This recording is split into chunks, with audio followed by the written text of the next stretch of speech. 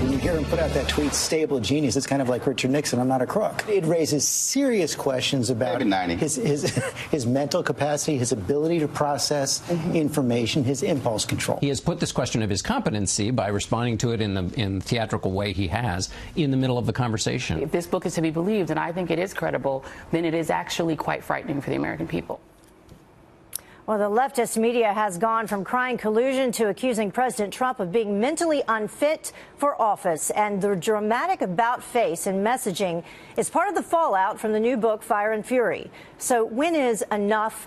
And joining me now is radio talk show host and Fox News contributor Tammy Bruce. Tammy, thank you so much for joining us this morning. Sure. So first of all, your reaction to what we just heard from so many members of the media. Well, it's ironic. They're speaking of the president's mental health, allegedly, and it's based in their own hysteria over what they just can't believe and don't want to deal with. But it's also, our republic is based on the ability to have a dialogue, to have debate, to have even fights and all of that. I mean, politics is the fight for power.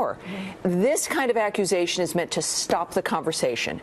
It is like calling someone a racist or sexist or a homophobe, but now it goes down to the personal condemnation about someone's mental fitness. Now, they also think that there could be a good avenue for this, to use this when it comes to something like impeachment.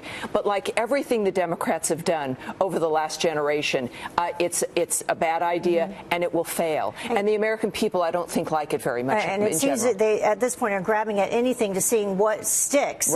President Trump responded to some of this, and he was talking about, he said that he is, quote, very stable. He's a very stable genius whose, quote, two greatest assets have been mental stability and being, like, really smart. Look, and here's what's great about the president. He has a right to respond. Well, he does. And the great news is that he does it with a sense of humor. This is what is always missed by the left. They have no sense of humor. This is why comedians can't go onto campuses these days, because, part of ridicule and even political conversation involves humor, involves comedy. Well, if you're a normal person, you see that, you smile, the president's being funny. He's got an interestingly dry sense of humor, and he's trolling everyone on the left. So I love that response. But the other concern is, too, when you say if someone is mentally ill, this argument then, on one hand, they say mental illness is nothing to be ashamed of and can be treated. On the other hand, they're now using this as a cudgel to say it makes you dangerous and someone shouldn't be around anybody who, make fun of power. And make fun of him. And so, but this is what the left does. It reveals their actual nature. Again, this will backfire. And I think the president is. The book itself has been discredited.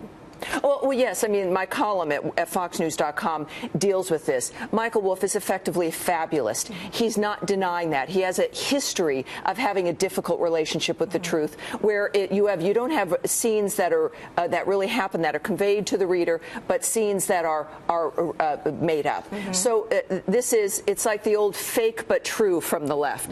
But you can't have that. This is a serious business, and it is a bit of a panic, if you will, because of the president's excellent first year and the fact that this year is going to be good as well. It's amazing what's become of journalism when this type of book, which is admittedly gossip, even by the author himself, is being used as a platform on all of these mainstream media shows. And he says he doesn't really even know what's true and what isn't.